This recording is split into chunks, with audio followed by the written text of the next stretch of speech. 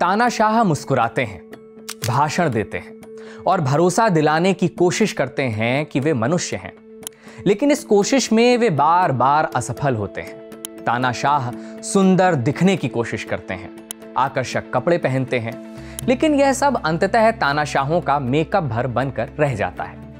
आप सोच रहे होंगे कि हम तानाशाहों पर बात क्यों कर रहे हैं। दरअसल पिछले दिनों हमारे पड़ोसी देश पाकिस्तान में कुछ ऐसा हुआ कि हमें तानाशाहों की बरबस याद आने लगी। 13 नवंबर को पाकिस्तान की मजलिस शूरा यानी संसद में 27वां संविधान संशोधन अधिनियम पारित हुआ। इस कानून के बनते ही एक बार फिर पाकिस्तान की डेमोक्रेसी फौज के बूटों के नीचे आ गई। दुनिया रोज बनती है कि इस एपिसोड में हम बात करेंगे पाकिस्तान के army chief field marshal Asim Munir की, जिसने लोकतांत्रिक तरीकों से तानाशाह बनने की अद्भुत तरकीब का इजाद किया है। साथ ही हम यह भी जानने की कोशिश करेंगे कि पाकिस्तान में अब तक कितने सैन्य तानाशाह हुए हैं। आखिर पाकिस्तान में लोकतंत्र और मिलिट्री हुकूमत का रिश्ता क्या है। नमस्ते, मेरा नाम है मुकुल सिंह चौहान और आप देख रहे हैं जिस्ट की नई पेशकश दुनिया रोज बनती है।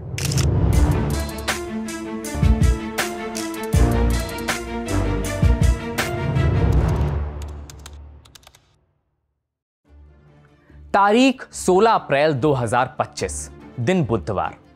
पाकिस्तान की राजधानी इस्लामाबाद के क्लब रोड के पास स्थित जिन्ना कन्वेंशन सेंटर में ओवरसीज पाकिस्तानी कन्वेंशन का आयोजन चल रहा था। लगभग 2200 लोगों से भरे इस हॉल के ठीक बीच में लगे पोडियम पर एक शख्स भाषण देने आता है। मंच के नीचे लोग तालियां पीटने लगते हैं। पूरे हॉल में पाक फौज जिंदाबाद और पाकिस्तान का मतलब क्या, ला इलाहा इल्लल्लाह जैसे नारे गूंजने लगते हैं। भाषण देने आए शख्स ने पाक फौज की जैकेट पहन रखी है। जैकेट के कॉलर के दोनों ओर 5-5 तारे टके हुए हैं और ठीक नीचे एक ओर पाक आर्मी और दूसरी ओर उसका नाम आसिम लिखा हुआ है। आसिम, पाकिस्तान के सबसे ताकतवर व्यक्ति का अधूरा नाम। पूरा नाम जनरल सैयद आसिम मुनीर अहमद शाह। मुनीर लगभग 9 मिनट तक भाषण देता है। अपने भाषण की शुरुआत में ही वह इकबाल का एक शेर पढ़ता है। इकबाल ने भी कहा था ना, अपनी मिल्लत पर कियास अक़वाम मगरिब से न कर, खास है तरकीब में कौमे रसूल हाशमी। अल्लामा इकबाल ने शेर में बताया है कि मुसलमानों को पश्चिमी देशों की नकल नहीं करनी चाहिए। इस्लाम अपने आप में खास धर्म है। मुनीर अपने इस विवादित भाषण में कश्मीर और 2 नेशन थ्योरी की भी बात करता है। Our stance, government stance on Kashmir is absolutely clear. It was our jugular vein. It is our jugular vein. We will not forget it, and we will not leave our Kashmiri brethren in their heroic struggle, what they are waging against the Indian occupation. सवाल यह है कि अचानक एक शख्स बेहद कम समय में पाकिस्तान का सबसे ताकतवर व्यक्ति कैसे बन जाता है। इतना ताकतवर कि वह प्रधानमंत्री इमरान खान की सरकार को गिरा देता है। वह आर्मी चीफ बनता है, फील्ड मार्शल का ओहदा हासिल करता है और संविधान में संशोधन करवाकर पाकिस्तान का अघोषित तानाशाह बन जाता है। अगस्त 1947 में हिंदुस्तान की जमीन पर एक अजीब सी लकीर उकेरी गई। यह बंटवारे की लकीर थी। इसी बंटवारे की लकीर से पाकिस्तान वजूद में आया। पाकिस्तान को बने अभी एक दशक भी नहीं बीते थे कि 27 अक्टूबर 1958 को आर्मी चीफ अयूब खान ने तख्ता पलट कर दिया और वह पाकिस्तान के सैन्य तानाशाह बन गए। पाकिस्तान के बनने के 4 साल बाद यानी 1951 में अयूब खान पाकिस्तान के सेना प्रमुख बने थे। 25 अक्टूबर 1954 को प्रधानमंत्री गुलाम मोहम्मद ने उनको रक्षा मंत्री भी बना दिया। यह पहली बार था जब पाकिस्तान की लोकतांत्रिक सरकार में किसी सैन्य अधिकारी को शामिल किया जा रहा था। कुछ समय बाद राष्ट्रपति इस्कंदर मिर्जा ने मार्शल लॉ लगाया। मिर्जा के इस फैसले ने अयूब खान को चीफ मार्शल लॉ एडमिनिस्ट्रेटर बना दिया। इस पद के आते ही अयूब ने अपनी ताकत का इस्तेमाल किया और 27 अक्टूबर 1958 को पाकिस्तान के राष्ट्रपति बन गए। यह सैन्य तख्ता पलट पाकिस्तान के इतिहास का पहला तख्ता पलट था। अयूब ने पाकिस्तान में 11 साल तक शासन किया। अपने शासन के दौरान अयूब ने पाकिस्तान में लोकतंत्र को भरसक उजाड़ने की कोशिश की। अयूब के बाद सेना प्रमुख जनरल याह्या खान के हाथों में पाकिस्तान की सत्ता आई। यह तख्तापलट पाकिस्तान के इतिहास में दूसरा तख्तापलट था। याह्या एक अय्याश तानाशाह था। उसे अपने देश से ज्यादा शराब और गानों के कैसेटों की चिंता रहती थी। याह्या के शासनकाल में ही 1971 का भारत पाकिस्तान युद्ध हुआ। हार के बाद याह्या ने अपने पद से इस्तीफा दे दिया। तीसरी दफा तख्तापलट सेना प्रमुख जनरल जियाउल हक ने किया। जियाउल हक ने 5 जुलाई 1977 को ऑपरेशन फेयर प्ले के तहत जुल्फिकार अली भुट्टो की सरकार का तख्तापलट कर दिया। उसके बाद पाकिस्तान में मार्शल लॉ लागू हो गया और लोकतंत्र समाप्त हो गया। जियाउल हक को पाकिस्तान के इतिहास का सबसे क्रूर सैन्य तानाशाह माना जाता है। जिया 12 अगस्त 1924 को भारत के जालंधर में पैदा हुए। जिया ने दिल्ली यूनिवर्सिटी के सेंट स्टीफेंस कॉलेज और इंडियन मिलिट्री एकेडमी देहरादून से पढ़ाई की थी। 1947 में देश के बंटवारे के बाद जियाउल हक पाकिस्तान चले गए और वहां की फौज में अधिकारी बन गए। 1976 में पाकिस्तान के प्रधानमंत्री जुल्फिकार अली भुट्टो ने जियाउल हक को पाकिस्तान का सेना प्रमुख नियुक्त किया। 1 साल बाद ही जिया ने भुट्टो की सरकार का तख्ता पलट कर दिया और पाकिस्तान के सर्वे सर्वा बन गए। जिस भुट्टो ने जिया को पाकिस्तानी फौज का चीफ बनाया था, उसी भुट्टो को जनरल जिया ने फांसी के फंदे पर चढ़ा दिया। पाकिस्तान के सैन्य तानाशाहों के इतिहास को देखा जाए तो जियाउल हक ने सबसे अधिक समय तक शासन किया। 1988 में एक विमान दुर्घटना में जियाउल हक की मौत हो गई। जिया की मौत के 1 दशक बाद 1999 में पाकिस्तान में चौथा सैन्य तख्ता पलट हुआ। पाकिस्तान में उस समय नवाज शरीफ की सरकार थी।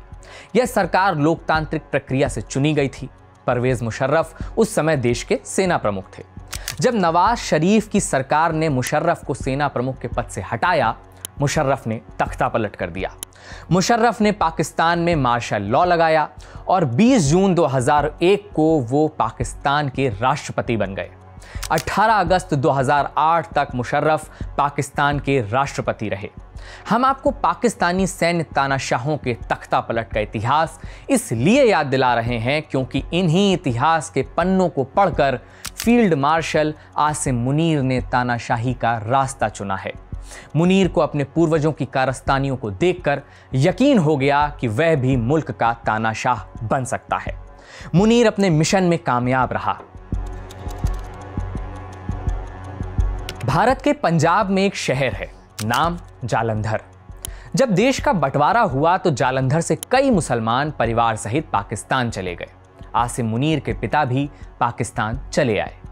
पाकिस्तान के टोबा टेक सिंह नाम की एक जगह को मुनीर के परिवार वालों ने अपना ठिकाना बनाया। टोबा टेक सिंह का नाम आपने जरूर सुना होगा। महान उर्दू कहानीकार मंटो ने इसी शहर के नाम से कहानी भी लिखी है। कुछ समय बाद मुनीर के परिवार ने पाकिस्तान के रावलपिंडी के ढेरी हसनाबाद में शरण लिया। साल 1968 में यहीं पर मुनीर पैदा हुआ। मुनीर के पिता स्कूल में पढ़ाते थे और मस्जिद में इमाम थे।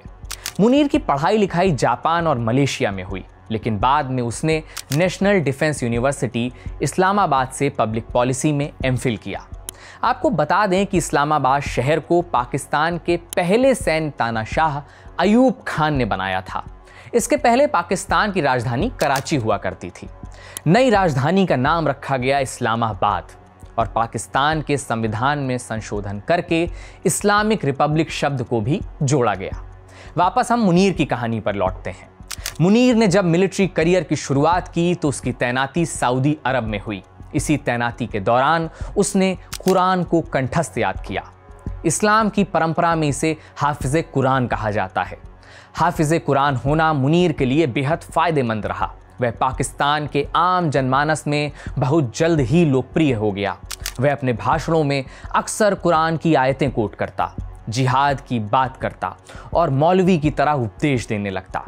इसी कारण से वह मुल्ला जनरल और जिहादी जनरल के नाम से भी मशहूर हो गया। बाद में उसकी तैनाती गिलगिट बाल्टिस्तान में हुई। यहाँ पाकिस्तान की फौज की तरफ से उसे ब्रिगेडियर बनाकर भेजा गया था। कुछ रिपोर्ट दावा करती हैं कि मुनीर ने बलोच आंदोलन को बेरहमी से कुचला, जिसके कारण पाकिस्तान की सेना में उसका रसूख और बढ़ गया। फिर उसे गुजरांवाला में XXX कोर का कमांडर बनाया गया। पाकिस्तानी सेना के कई पदों पर काम करने के दौरान मुनीर पाकिस्तानी सेना प्रमुख जनरल कमर जावेद बाजवा का खासम खास हो गया था। बाजवा ने ही साल 2017 के शुरुआती महीनों में मुनीर को पाकिस्तान के मिलिट्री इंटेलिजेंस का डायरेक्टर जनरल बनाया। पाकिस्तान इस समय राजनीतिक टर्बुलेंस के दौर से गुजर रहा था। क्रिकेटर से नेता बने इमरान खान पाकिस्तान के प्रधानमंत्री बने थे।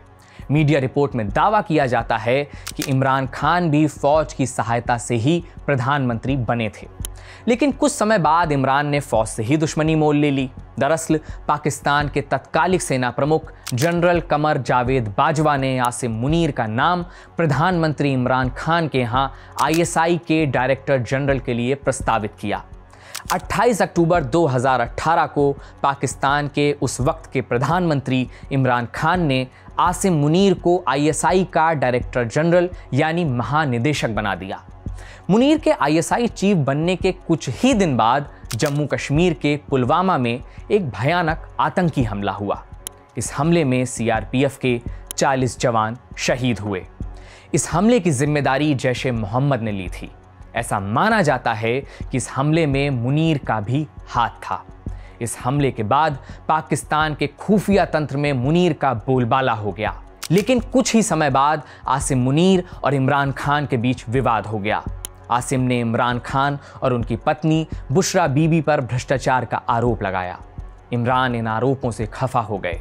16 जून 2019 को इमरान ने आसिम को ISI के डायरेक्टर जनरल के पद से हटा दिया। यहीं से इमरान खान की सरकार की उल्टी गिनती शुरू हो गई। 10 अप्रैल 2022 को इमरान खान विश्वास मत हासिल करने से चूक जाते हैं। उसके बाद इमरान की गिरफ्तारी का दौर शुरू होता है। ऐसा माना जाता है कि इमरान खान का मुनीर के साथ दुश्मनी मोल लेना सबसे बड़ी राजनीतिक भूल थी। इमरान की सरकार को गिराने में आसिम मुनीर का सबसे बड़ा हाथ था। पाकिस्तान को नया निजाम मिल चुका था। इमरान के बाद पाकिस्तान के प्रधानमंत्री बने शहबाज शरीफ। शहबाज पाकिस्तान के पूर्व प्रधानमंत्री नवाज शरीफ के भाई हैं। शहबाज ने इमरान वाली गलती नहीं दोहराई। नवंबर 2022 में पाकिस्तानी सेना के प्रमुख जनरल कमर जावेद बाजवा का कार्यकाल खत्म हो रहा था। पूरी दुनिया की नज़र इस बात पर थी कि कौन अगला पाकिस्तानी सेना प्रमुख बनेगा। 6 नामों पर चर्चा होनी थी: आसिम मुनीर, साहिर शमशाद मिर्जा, अजहर अब्बास, नौमान महमूद, फैज़ हामिद, मोहम्मद आमिर। 29 नवंबर 2022 को पाकिस्तान के राष्ट्रपति आरिफ अलवी ने घोषणा करते हुए कहा कि पाकिस्तान के अगले सेना प्रमुख आसिम मुनीर होंगे। 22 अप्रैल 2025 जम्मू कश्मीर के पहलगाम में बैसरन घाटी का इलाका। इस दिन एक बड़ा आतंकी हमला हुआ। आतंकियों ने धर्म पूछकर लोगों को गोलियों से भून डाला। आतंकियों का मकसद था कि इस हमले से हिंदू मुस्लिम समुदाय के बीच तनाव पैदा किया जाए। इस हमले में 26 लोग मारे गए। इस हमले में शामिल आतंकियों का ताल्लुक द रेजिस्टेंस फ्रंट यानी TRF नाम के आतंकी संगठन से था। दरअसल TRF लश्कर तैयबा की ही एक यूनिट है। जब TRF बना था तब पाकिस्तान का ISI चीफ आसिम मुनीर ही था। इसलिए माना जाने लगा कि इस आतंकी हमले में भी आसिम मुनीर का हाथ है। इस आतंकी हमले के जवाब में भारत सरकार ने ऑपरेशन सिंदूर चलाया। भारत ने POK में स्थित 9 आतंकी ठिकानों को निशाना बनाया, जिसमें 100 से ज्यादा आतंकी मारे गए। भारत के इस हमले से पाकिस्तान और पाकिस्तानी आर्मी चीफ आसिम मुनीर की पूरी दुनिया में भारी फजीहत हुई, लेकिन आसिम को पाकिस्तान सरकार ने इसके बावजूद फील्ड मार्शल की उपाधि से नवाजा है। आसिम दूसरा ऐसा आर्मी चीफ है जिसे फील्ड मार्शल की उपाधि दी गई। इससे पहले पाकिस्तान के पहले सैन्य तानाशाह जनरल अयूब खान को फील्ड मार्शल की उपाधि दी गई थी। जैसे ही आसिम को फील्ड मार्शल बनाया गया, यह अंदेशा जताया जाने लगा कि आसिम भी अयूब बनने की राह पर है। बीते 13 नवंबर को इस्लामाबाद की सर्द शाम में राजनीति अपने उबाल पर थी। इस दिन पाकिस्तान सरकार द्वारा संसद के सीनेट में 27वां संविधान संशोधन विधेयक लाया गया। यह महज एक विधेयक नहीं था, यह पाकिस्तान के इतिहास का सबसे निर्णायक कदम था। दुनिया में इतनी आसानी से सैन्य तानाशाही का स्वागत किसी भी देश ने नहीं किया था। यह विधेयक पाकिस्तान के दोनों सदनों, नेशनल असेंबली और सीनेट से पास हुआ। फिर राष्ट्रपति आसिफ अली जरदारी ने इसे कानून के रूप में मान्यता दे दी। संशोधन के लागू होने के साथ ही पाकिस्तान की सत्ता संरचना बदल गई। संसद और सुप्रीम कोर्ट जैसे लोकतांत्रिक स्तंभ हाशिए पर चले गए और अब पाकिस्तान में सबसे बड़ा पद है chief of defence forces.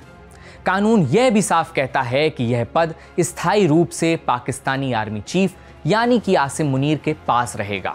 Munir जब तक चाहें इस पद पर बने रह सकते हैं। मुनीर के हाथों में अब पाकिस्तान की नेवी और एयर फोर्सेस की भी कमान होगी। साथ ही परमाणु कार्यक्रमों पर भी उनका पूरा अधिकार हो गया है। इस संशोधन से पाकिस्तान के न्यायिक व्यवस्था में एक और बड़ा बदलाव हुआ है। यह बदलाव है फेडरल कॉन्स्टिट्यूशन कोर्ट का गठन। यह अदालत अब संविधान से जुड़े मामलों की शीर्ष अदालत होगी।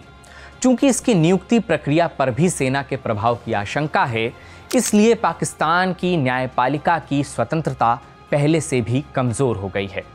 साथ ही पाकिस्तान के आर्मी चीफ पर आजीवन कोई मुकदमा नहीं चलाया जाएगा। अब यह साफ हो गया है कि पाकिस्तान में आसिम मुनीर तानाशाही की तरफ पूरी तरीके से बढ़ चुका है। आने वाले समय में यह भी हो सकता है कि वह अयूब या जिया की तरह मार्शल लॉ लगा दे और पाकिस्तान का राष्ट्रपति भी बन जाए। आसिम मुनीर को देखकर जहन में एक सवाल उपजता है कि इतिहास में कई बार तानाशाहों का अंत हो चुका है, लेकिन इससे उन पर कोई फर्क नहीं पड़ता क्योंकि उन्हें लगता है कि वे पहली बार हुए हैं। तो यह है आसिम मुनीर की कहानी, जिसे लिखा था हमारे साथी शुभम ने। हम फिर मिलेंगे दुनिया रोज बनती है कि अगले एपिसोड में ऐसी ही किसी दिलचस्प कहानी के साथ। बहुत बहुत धन्यवाद।